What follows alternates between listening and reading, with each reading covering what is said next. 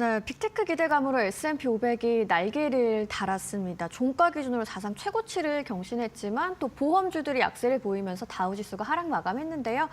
국내 증시는 5,000피와 1,000스닥에 안착을 한 모습입니다. 자세한 이야기 이경수 하나증권 수석연구위원님 모시고 나눠보도록 하겠습니다. 어서 오세요. 네, 안녕하세요.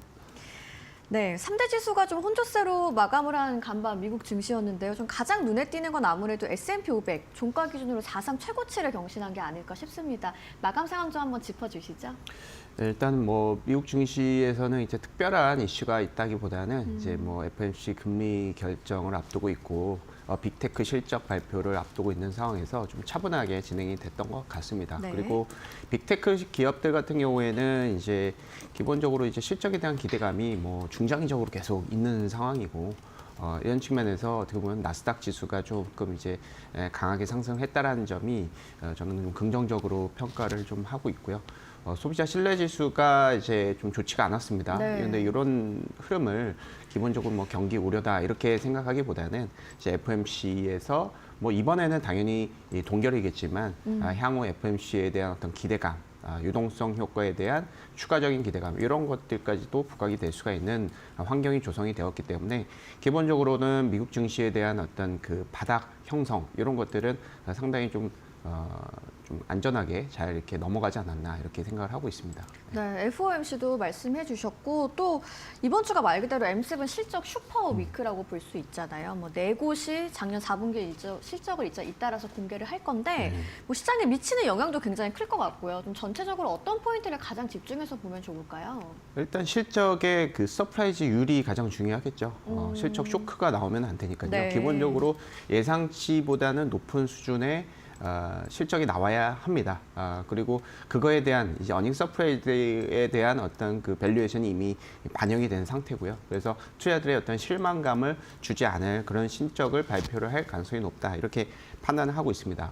일단 이제 뭐 마이크로소프트, 테슬라, 메타, 애플 요 이제 네 개의 기업들이 실적이 발표가 되는데 테슬라를 제외를 하면 기본적으로는 어닝 서프라이즈 가능성이 상당히 좀 높다 이렇게 네. 보시면 될 것 같고요.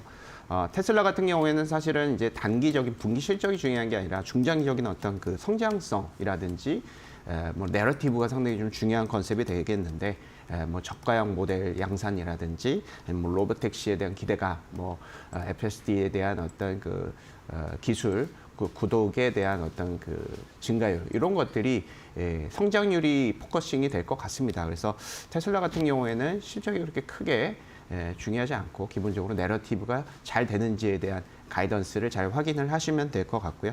애플 같은 경우에는 아이폰 교체 수요가 계속해서 애플의 어떤 그 실적의 핵심적인 모멘텀이 되겠는데요. AI 기술을 좀 많이 탑재를 하면 할수록 기존의 아이폰보다 어떤 이제 AI에 대한 기술이 좀 많이 들어가면 교체 수요라든지 이런 것들이 상당히 좀 높아질 수가 있겠죠. 그러면 신형의 아이폰이 조금 더 뭐 점유율이 좀 높아지거나 교체율이 높아질 수가 있다라는 측면에서 이런 이 아이폰에 대한 어떤 그 교체율 이런 것들이 애플의 실적의 키 포인트입니다. 그래서 그런 측면에서의 우리가 이제 내용을 좀 확인을 하면 좋겠다 이렇게 판단하고 있고요. 메타 같은 경우에는 광고 실적이 거의 전부입니다. 그리고 AI 측면에서의 어떤 광고에 대해서 그래서 호실적이 좀 잘 나와야 된다라는 측면을 보시면 될 것 같고 이런 측면에서 어떤 이제 저평가 메리트가 상당히 좀 부각되어 있는 상황이다. 다만 이제 메타 같은 경우에도 AI 관련한 어떤 그 기술들, AI 칩이라든지 전반적인 빅테크들이 어떤 가지고 있는 어떤 그런 하드웨어적인 어떤 그런 부분을 상당히 좀 만회하려고 하는 그런 모습이 관찰이 되기 때문에 이거에 대한 어떤 내용도 나오는지에 대해서 그러니까 어떻게 보면은 플러스 알파의 컨셉이기 때문에 메타 같은 경우에는 상당히 뭐 주가도 그렇게 크게 높지가 않은 상태에서 이제 실적 발표 전후로 긍정적인 뭐 주가 흐름이 예상이 된다 이렇게 보면 될 것 같고 마이크로소프트 같은 경우에는 자체 칩을 만들 것이다라는 기대감이 상당히 좀 높은 상황이죠. 이거에 대한 어떤 내러티브가 어느 정도 형성이 되어 있는 상황입니다. 그래서 실적도 잘 나온다라는 측면도 있고 코파일럿 이곳은 이제 뭐 개인용 비서 이런 컨셉이죠. 마이크로소프트 같은 경우에는 소프트웨어랑 이제 하드웨어가 이제 올인원 되어 있는 그런 기업, 유일한 기업이기 때문에 기본적으로 우리가 컴퓨터에서 뭐 이제 내가 어디 여행을 갈 거다 그러면은 바로 그냥 다 예약을 해주고 호텔까지 예약을 해주는 그런 이제 파일럿 시스템을 기본적으로는 중장기적인 어떤 내러티브로 보유를 하고 있습니다. 그리고 오픈 AI의 가장 그 친밀한 그런 이제 그 관계를 유지하고 있기 때문에 기본적으로 오픈 AI에 대한 어떤 어떻게 보면 지금 약간 너무 밸류에이션 측면에서 기대감이 좀 낮은 측면이 있는데 이것이 조금 이제 어느 정도 좀 풀린다. 빅테크에 대한 전체적인 어떤 그 이제 크레딧에 대한 어떤 그 신뢰도가 조금 회복이 된다면 마이크로소프트 역시 상당히 좀 좋기 때문에 기본적으로는 전체적으로 봤을 때 이 빅테크의 실적 발표는 기본적으로 항상 뭐 좋았고 이번에도 상당히 좀 좋을 가능성이 높다 이렇게 판단하고 있습니다. 네,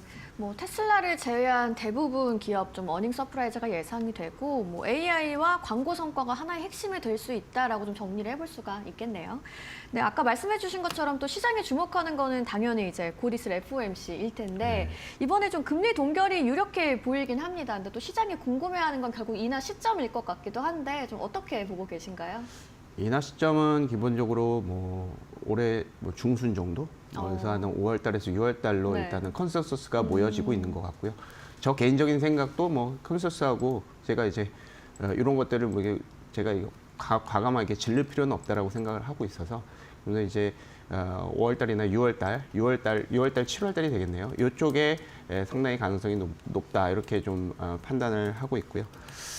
일단 기본적으로 그 미국에 대한 어떤 경기는 회복이 되고 있습니다. 근데 이게 네. 경기는 회복이 되고 있는데 기업 쪽이라든지 뭐 정부 투자 측면이라든지 이런 쪽에서는 회복이 되고 있는데 개인 소비자 신뢰 지수 같은 경우는 85로 해가지고 거의 이제 10포인트가 떨어졌잖아요. 그래서 이런 측면에서의 개인적인 어떤 경기 회복이 이제 나타나지는 않고 있습니다. 근데 기본적으로 이 FOMC는 사실은 이 정치권에서 정부에서 어떤 보면 표를 얻고자 하는 그런 어떤 핵심적인 그 지표이기 때문에 개인들의 어떤 경기 활동이 조금 더 중요할 수도 있을 것 같습니다. 그러다 보니까 이번 이제 소비가 조금 좋지 않다라는 측면 그런 것들이 오히려 좀 부각이 돼서 FOMC의 어떤 금리가 떨어진다라는 그런 그 시기가 조금 일찍 당겨질 수도 있고 그 폭도 우리가 조금 유연하게 생각할 필요가 있겠다 이렇게 판단하고 있고 다만 이제 우리가 이제 뭐 6월 달이냐 뭐 4월 달이냐 이런 것들을 우리가 예측하기보다는 네. 기본적으로는 그 금리 미국 국채 금리가 모든 것을 말해주고 있거든요. 국채 금리가 지금 어느 정도 조금 높은 수준을 유지가 되고 있습니다. 이 얘기는 금리 인하에 대한 어떤 그 타이밍이 임박하지 않았다라는 의미가 되고 있기 때문에 기본적으로 저희가 이제 기준금리를 판단하기 있어서 미국 10년물 국채금리하고 단기물 국채를 같이 좀 보시면서 우리가 판단을 하는 것도 의미가 있을 것 같은데요. 네. 기본적으로 지금 상황에서는 금리 인하 확률이 당장 높다 이렇게 보기에는 어려운 환경이다 이렇게 좀 판단하고 있고 그 얘기는 전반적으로 그 미국 경기에 대한 어떤 회복 기대감이 상당히 좀 높다라는 측면으로도 받아들일 수 있을 것 같습니다. 네. 네, 뭐 올해 중순 정도로 금리 인하 가능성을 보고 있다고 말씀은 해주셨는데 뭐 단순한 시점에 대한 예측보다는 실시간 국제 금리 방향성이 중요하다라고 좀 봐야 될 것 같네요. 또 트럼프 얘기를 한번 해보면 한국 관세 다시 인상하겠다라는 발언을 하면서 자동차 주주들이 좀 뭐랄까요, 좀 긴장을 많이 하기도 했는데 오늘 아까 또 속보로 전해드린 내용은 한국과의 해결책을 잘 한번 마련해 보겠다라면서 또 한 발 물러서는 발언을 했거든요. 트럼프의 이런 송대를 좀 어떻게 해석해 봐야 될까요? 약간 좀 우려스러운 것은 네. 이제 미국과의 중국과의 그 관계에 있어서 예전만큼 그 적대에 대한 어떤 임팩트가 조금 줄어드는 것 같거든요. 네. 그러면서 어떻게 보면 제조업 강국은 이제 한국하고 중국, 뭐 일본 요 정도일 텐데 일단 기본적으로 이제 중국하고 한국이 제조업이 가장 강합니다. 이런 측면에서 중국과의 어떤 중국은 이제 히토리를 가지고 있고 전반적인 이제 그 여러 가지 그 안보 측면에서도 상당히 좀 위협이 크기 때문에 제조업의 두 번째 강국인 한국을 좀 이제 노리는 것이 아닌가. 그러니까 한국의 어떤 수익성을 미국으로 좀 가지고 오려고 하는 그런 정책들이 좀 보여진다는 측면에서 좀 우려스러운 측면은 있습니다. 그렇다고 해서 기본적으로 뭐 관세를 계속해서 올리고 미국 정부가 한국 정부에 한국 기업들한테 이제 빨대를 꽂고 뭐 이런 측면으로는 예상을 하지는 않고 있지만 기본적으로는 약간 그 수익성 측면에서 잠재적인 약화 이런 측면을 우리가 한번 생각을 해봐야 된다라는 측면으로도 봐야 될 것 같습니다. 네. 네. 그래서 일단은 이번 이슈가 뭐 쿠팡 이슈 때문인 건지 아니면 이제 뭐 이제 무역 협상에 대한 그 이행을 조금 이제 지연시키고 있다 이런 측면으로 이해를 하는 건지 이 두 가지가 모두 다 원인이라고 볼 수가 있겠지만 어찌됐건 뭐 그런 측면이 있는 것 같고 그런 측면에서 이제 자동차 종목군들이 기존에 이제 저평가인 이제 6배에서 한 10배 수준 시장 평균 수준까지 올라왔습니다.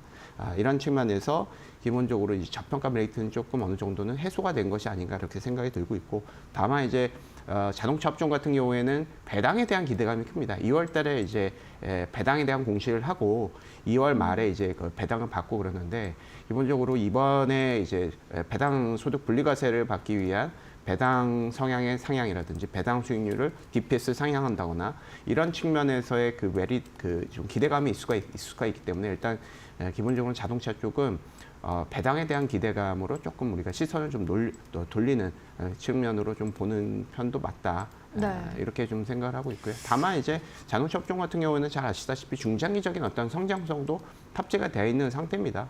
모빌리티 사업이 상당히 조금 긍정적으로 좀 전개가 되고 있고 이런 것들은 어떻게 보면 BM을 테슬라로 해서 중장기적인 어떤 계획을 이제 청사진을 그려 넣은 상황이기 때문에 이거에 대한 이행 여부 요게 이제 매출로 이어지는 그런 시기 이런 것들만 우리가 체크를 하면 괜찮을 것 같습니다. 요 관세에 대한 어떤 그 주가에 대한 임팩트는 그렇게 생각보다 크지 않다 이렇게 판단하고 있습니다. 네, 그럼 뭐 결국 관세 공포보다는 자동차 업종 관련해서는 뭐 배당이나 밸류에이션을 볼 시점이라고 좀 정리를 해봐도 괜찮겠네요. 국내 증시 이야기로 이제 자연스럽게 좀 넘어가 보면 반도체 투톱이죠. 삼성과 SK 하이닉스 4분기 실적이 이제 임박해 있는데 HBM4 주도권의 진검승부라고 볼 수 있을 것 같습니다. 승자가 누가 될지 경쟁을 좀 어떻게 봐야 할까요? 일단 두 기업 모두 이제 글로벌적으로 봤을 때 실적 모멘텀이 가장 높은 종목이라고 볼 수가 있을 것 네. 같아요. 이것은 뭐 한국뿐만 아니라 글로벌적인 측면이다. 그러니까 지금 이제 모든 미국의 글로벌 모든 기업들을 이제 해놓고 올해 실적에 대한 상향 조정폭을 이제 순위로 좀 매겨보면 삼성전자, 마이크론, 뭐 하이닉스 요 이제 세 기업들이 글로벌 최고 수준의 이익 모멘텀을 보유하고 있습니다. 그래서 요 반도체 업종군들 그리고 뭐 지금 계속해서 부각이 되는 것은 반도체라든지 광섬유라든지 이런 쪽은 상당히 좀 쇼티지다. 반도체 중에서 메모리, 뭐 낸드 마찬가지고요. 이런 측면에서 쇼티지가 계속해서 중장기적으로 이어진다라는 그런 전망이 계속 이어지고 있고 네. 요것을 실적으로 반영을 시키고 있는 그런 과정이기 때문에 기본적으로는 이 반도체에 대한 기대감은 계속 이어질 것이다 이렇게 생각을 하고 있고 삼성전자 올해 예상치 영업이익 예상치는 120조가 넘었고요. 네. 하이닉스도 거의 100조 원 가까이 좀 근접을 하고 있습니다. 그래서 각각의 밸류에이션은 삼성전자 10배, 하이닉스는 7배. 그러니까 밸류에이션이 주가는 올라갔지만 밸류에이션이 그대로 유지가 되고 있어요. 이 얘기는 펀더멘털이 기본적으로 뒷받침이 되는 주가의 상승이었다. 이게 버블이라고 볼 수 없다라는 네. 측면으로도 우리가 해석을 할 수가 있겠죠. 과거처럼 이제 한국의 반도체 시크리컬 측면으로 부각이 돼서 우리가 한번 이제 돈을 벌면 뭐 2, 3년 동안 좀 굶고 이런 상황이 아니라는 얘기가 되겠습니다. 그때 당시에는 어떻게 보면 교체 수요에만 의존을 해서 갔던 이제 그런 사이클이었는데 이번 같은 경우에는 좀 다른 새로운 수요가 계속 중장기적으로 부각이 된다는 측면으로 봐야 되는 상황인 것 같고요. 지금 이제 그렇기 때문에 메모리 쪽에 대한 어떤 그 투자 심리 그리고 가격 상승 이런 것들은 이제 한국 반도체 업종의 어떤 상당히 좀 큰 메리트이자 이런 것들은 한국 증시의 어떤 든든한 버팀목이 될 수가 있다라고 생각을 하고 있습니다. 그렇지만 이제 밸류에이션을 조금 냉정하게 좀 따져보자는 네. 거죠. 삼성전자 지금 10배고요. 이 마이크론이 지금 한 20배 정도 됩니다. 죄송합니다. 마이크론 한 15배 정도 되고 이제 애플이 약간 삼성전자는 약간 반은 마이크론 같고 반은 애플 같거든요. 그래요? 어떻게 보면 핸드폰을 보유하고 있는 하드웨어적인 특성도 있고 이제 반도체 측면도 있고 네. 하드웨어 반도체는 업종이 좀 나뉘어져 있거든요. 그렇게 보면 이제 어떻게 보면 15배에서 30배인 평균인 20배 중반까지는 어떤 타겟을 볼 수가 있겠다. 지금 삼성전자의 밸류에이션이 조금 낮은 것 같다. 이렇게 좀 판단을 할 수 있을 것 같고 하이닉스 같은 경우는 그 마이크론하고 비교를 해야겠죠. 한 10배 초중반 수준의 마이크론의 밸류에이션이 대비해서 하이닉스는 7배 수준이기 때문에 여전히 네. 상당히 좀 낮은 수준이라고도 볼 수 있을 것 같습니다. 그래서 지금은 글로벌적으로 달러 인덱스가 떨어지는 과정에서 상당히 조금 퀄리티 높은 저평가이고 실적 개선인 그런 종목군들, 그런 자산군들 이런 것들을 좀 찾는 노력이 계속 부각이 되고 있는 상황이기 때문에 특히나 이제 달러 인덱스가 떨어지게 되면 미국 자산 외적인 어떤 자산을 그렇게 많이 베팅을 하려고 하는 수요가 늘어납니다. 그래서 이게 미국을 포함해서도 그렇고 미국을 제외한 기업들 중에서도 실적이 가장 높은 삼성전자, 하이닉스를 어떻게 보면 계속해서 고점 논란이 많기도 하지만 밸류에이션 측면은 계속해서 지켜지거나 오히려 밸류에이션이 떨어지고 있다는 것을 우리가 좀 기억을 하고 빅테크의 사이클이 이어지면 해당 종목군들은 계속해서 간다 이렇게 좀 판단을 하시면 좋을 것 같습니다. 예. 네, 삼성전자, SK하이닉스 조금 더 긍정적으로 보는 전망 정리를 해주셨고요. 한편 또 정부가 이제 탈원전 정책 폐기 이야기를 했습니다. 그래서 원전주가 다시 한번 탄력을 받는 흐름을 가져갈 수 있을지가 궁금한데 이 부분 좀 짧게 한번 짚어주시죠. 뭐 원전 같은 경우에는 이제 짓겠다라고 하면 당연히 수혜가 될 수가 네. 있겠죠. 근데 이게 원전뿐만 아니라 철강도 그렇고요, 시멘트도 그렇고 여러 가지 재료들이 많이 나가는데요. 네. 특히나 이제 철강 업종군들이 약간 조금 저평가되어 있는 것이 아닌가 생각이 듭니다. 원전 하면은 원전 종목군들만 가는 게 아니고 이런 이제 시설물들 를 이제 만들기 위해서 상당히 그런 이제 시크릿컬 쪽이 같이 간다 이렇게 좀 보시면 될 것 같고요. 그리고 원전 종목군들이 다 저평가인 종목군들이 상당히 좀 많거든요. 이런 것들 좀 보시면서 또 투자 포인트가 될 수 있을 것 같습니다. 네, 알겠습니다. 뭐 실적과 FOMC가 겹친 슈퍼위크 흐름에서 코스피, 코스닥의 흐름까지도 한번 살펴보는 시간 되시길 바라겠습니다. 이경수 하나증권 수석연구위원과 함께했습니다. 고맙습니다.